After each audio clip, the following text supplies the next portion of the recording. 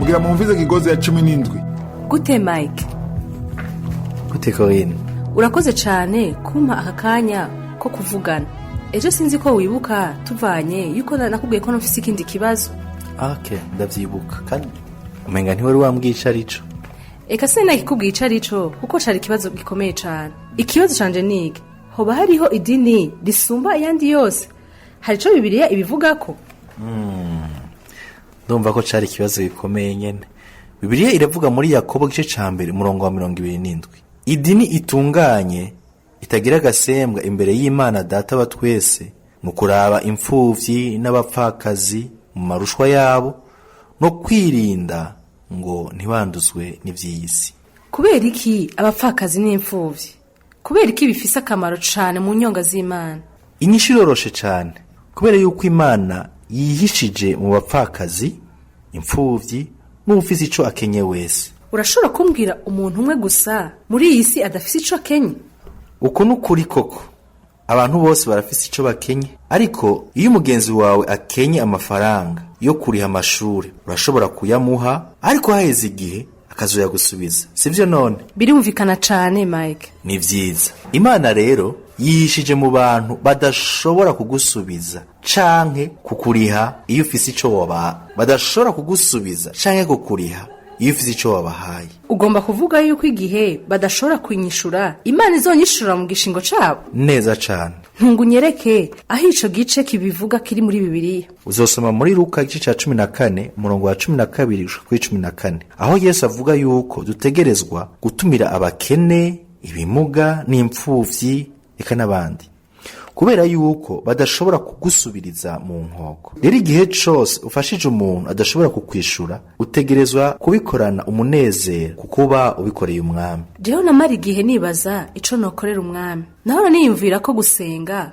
gusoma Bibiliya, gutanga igira 10 n'amashikanwa bihagije ubwavyo kandi bihimbaza Imana. Yesu akaba yihishije koko mu mfuvyi n'abapfakazi. Bisobanura ko duhura nawe imisi yose ntitumumenye. Neza cane. Nico gituma ku munsi w'urubanza Corinne benshi bazobaza umwami igihe bamubonye arwaye, anyotewe canke ari ingenzi. Bazotangazwa n'ingene umwami azobajinjibura kubera ko batamuserutseko. Ushaka kuvuga yuko umwami azotubaza ingene twamubonye mu bukene bunaka ntitwamuserukako? Egomwe tuzokwisobanura imbere yiwe twese nk'uko vyanditswe muri Matayo 25 umurongo wa 40. Handitswe ngo umwami nawe azobishura ati ndababwira ukuri ko mwabigiriye umwe muri abo bene data bari hanyuma y'abandi ni jewe mwabigiriye. Mu gihe muri Matayo 25:45 avuga ngo ko mutabigiriye umwe muri abo bari hanyuma y'abandi nanje ntimwabingiriye. Ariko Mike, nibaza ko Yesu yari kavuga bene data bisigura bizera. None dutegereza gufasha abakizwa gusa kugira tuzoronka impera. Bibiliya bivuga kwiki? Ego cane. Mu Bigalatiya igice 6 umurongo w'10 handitswe ko igihe cose turonka karyo tugirire neza bose, na cane cane abo mu nzu y'abizera. Ndatahuye ko nkwiye gufasha abantu bose muri rusange, ariko cane cane abana b'Imana.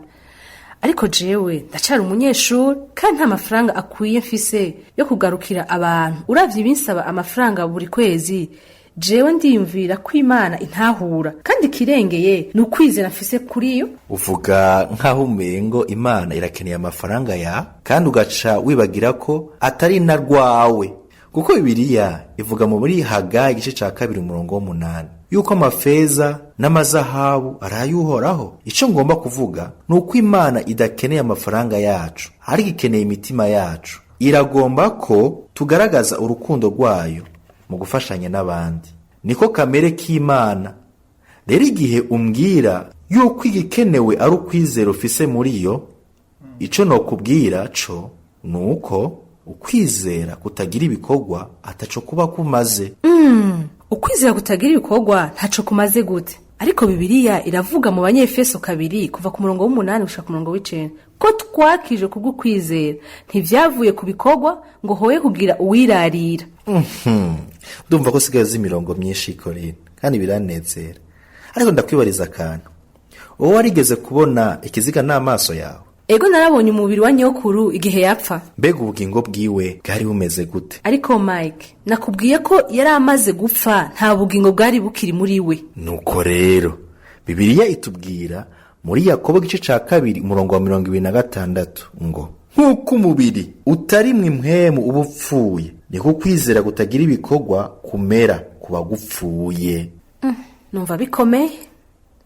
Makanya ko kunoganza ivyo mbwiye, maze tuzosubira ejo. Numvise utahanye ibintu bikomeye, byari bigumye.